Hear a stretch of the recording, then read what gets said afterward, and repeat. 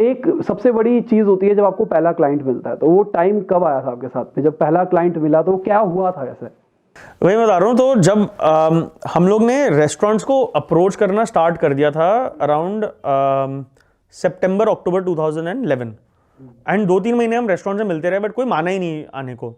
I still remember, हमारा first जो client आया था, एक रूबीज ट्यूसडे करके उस टाइम में चेन होता था, वो हमारे साथ, एंड उनके उस टाइम दिल्ली में 6-7 आउटलेट थे, तो नेहरू प्लेस में उनका ऑफिस था, एंड हम लोग सब गए थे मिलने, and that was the first client who agree to sort of से चलो ठीक है, we will try you out, will करते हैं हम। So that first, obviously that feeling of getting that first client on board is very important and very good. हमारे उस time थोड़ा आसान था कि हम क्लाइंट्स को अपफ्रंट नहीं चार्ज करते। हमारा मॉडल था कि यार आप हमारे प्लेटफॉर्म पे आ जाओ और हम आपको जब कस्टमर्स भेजेंगे उसके लिए हम आपको चार्ज करेंगे।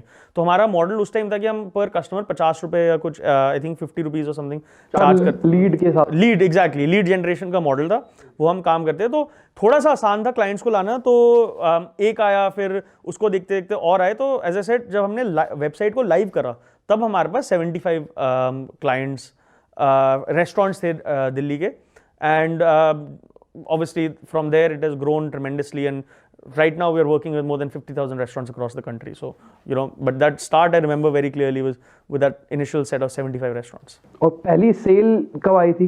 पहली सेल तो एज ए सेट हमारी, अब आप ये सोचो, इंडिया में 2012 की याद कर रहा हूँ, उस टाइम कोई सोशल मीडिया मार्केटिंग नाम की कोई ऐसी चीज़ नहीं होती थी। How would you market, right? तो थोड़े बहुत हम SCM, मतलब एड्स वैड चला दिए, थोड़ा सा फेसबुक पे मार्केटिंग कर दिया, बट फ्रेंड्स एंड फैमिली का हमारा नेटवर्क था।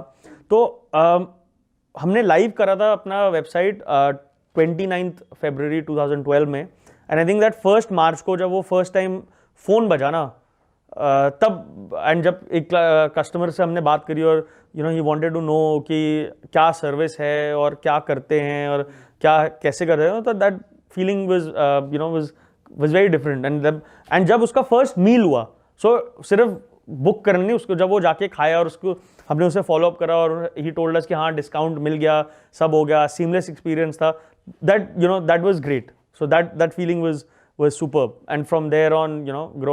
In fact, I think जो initial set of customers जो हमारे आते थे in the entire month of March, and I think for the first few months, we ourselves used to speak to those customers over the phone. They used to call our call center, हम लोग बात करते थे, हम उनको advice करते थे, and that experience I think was superb for not just us to understand our sort of customers, but also जो हमने first 2-3 employees लिए थे उनके लिए भी बहुत ज़रूरी था ये देखना कि यार ये लोग फाउंडर्स होके ये भी सब अपने आप खुद कर रहे हैं all. So that perspective is very good. And आज भी हमारे बहुत सारे पुराने कस्टमर्स हैं जो हमें डायरेक्ट कॉल करते हैं कि बेटा हमारा बुकिंग करा दो, और फ्रेंड्स बन गए हैं अब, and that's how it is. And in fact हमारी जो फर्स्ट राउंड जो एंजल फंडिंग हुई थी वो भी हमारे कस्टमर से ही हुई थी, बिकॉज एक जो हमारा कस्टमर था वो हमें 2-3 बार सर्विस यूज़ करा, उसको बहुत अच्छा लगा, उसको उसमें वैल्यू दिखी, क्योंकि every time as I said discounts was an integral part of our entire journey of using dine out.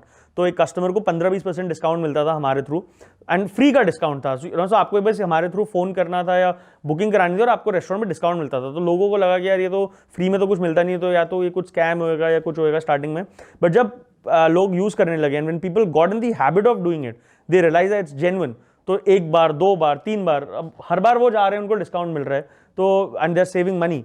And dining out में ही इंडिया में अगर आप देखो नॉर्मल टिकट साइज 2-3 हज़ार का तो एटलीस्ट होता है, उस पर अगर आप 15-20% बचा रहे हो तो you are able to save 500-600 rupees every time you dining out, which is substantial. तो उस हिसाब से हमारा जो एक कस्टमर था वो 3-4 बार हमारे सर्विस को बुक करा, he understood what you are trying to do.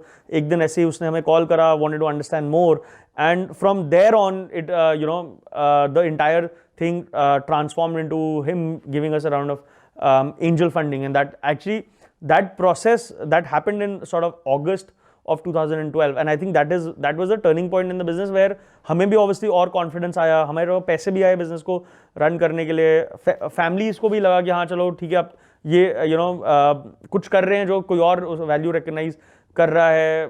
Restaurants को भी लगा कि चलो मार्केटिंग स्टार्ट हो गई है, और रेस्टोरेंट्स आने लगे, we were able to hire employees as well. So that first belief was very important to give confidence to us and to everyone in the around us. तो इनिशियल मार्केटिंग खुद ही कर रहे थे? खुद ही कर रहे थे, अपने आप कर रहे थे। हम लोग जो जैसे फॉर एग्जांपल हम लोग खुद ऑन ग्राउंड मार्केटिंग बहुत करते हैं। अब ऑन ग्राउंड मार्केटिंग अब आज के टाइम में लगता है बहुत डिफिकल्ट, क्या मतलब है, बट हम लोग तो एक सिंपल चीज़ करते थे यार। जैसे एक मार्केट में जाते थे, चारों अलग अलग कॉर्नर में, और पैम्फलेट्स बांटते थे, न्यूज़पेपर्स में पैम्फलेट्स डलवाते थे। सो वो सब चीज़ें हमने सब अपने आप करी हैं to get our initial set of customers. अब जैसे आप खान मार्केट हो गया या GK1 हो गया, वहाँ पे एक पता है रेस्टोरेंट हब है, तो आप उसके बाहर हम लोग जाके लोग को बोलते थे यार चलो आप अगर रेस्टोरेंट जाएंगे तो आप ये हमारा सर्विस यूज़ करो। तो वहाँ ये सब चीज़ें करा है। उस टाइम ब्लैकबेरी का ज़माना था, तो हमने ब्लैकबेरी बहुत यूज़ करा, BBM मैसेंजर फ्रेंड्स को ये सब करा। तो ऐसे ऐसे बहुत चीज़ें हमने करी थी। तो इनिशियल कॉस्ट ऑफ एक्विजिशन क्या आ रही थी आपको स्टार्टिंग के अंदर? यार देखो उस टाइम ये जो कैक है ना, कॉस्ट ऑफ एक्विजिशन, ये आजकल का काफ़ी फैंसी टर्म हो गया यार। उस टाइम तो जब आप धंधा स्टार्ट कर रहे हो ना, आपको ये सब पता नहीं है कि आपका कैक क्या होता है, क्या होना चाहिए।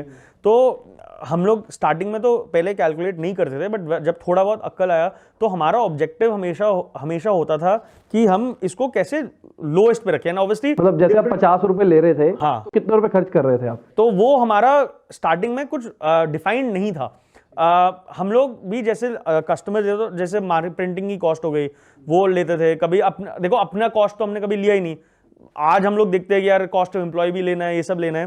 एंड उस टाइम हमारा डायरेक्ट ऐसा कोई कॉस्ट नहीं था, तो बहुत वेरी करता था depending on the model. But जैसे हमारा इस टाइम हम जस्ट डायल के थ्रू लीड जनरेट करते थे, तो एक just to give you an idea कि जस्ट डायल से अगर एक लीड के मैं 20 रुपए दे रहा हूँ, तो 10 लीड के मैंने 200 रुपए दिए, उसमें से मेरी एक लीड कन्वर्ट हो रही है। यू नो, कन्वर्जन भी उस टाइम मतलब डायरेक्ट था तो जस्ट डायल मेथड था तो 10% होती थी, बट वैसे 1-2% होती है। तो उस टाइम हम लोग निकालते थे कि यार देखो मोटा मोटा हमारा जो अगर मैं एक जने की टेबल बुक कर रहा हूँ तो टिपिकली इंडिया में 4 जनों का एवरेज आता है, क्योंकि अकेले तो कोई जाता नहीं, तो यू गो विद फ्रेंड्स और फैमिली।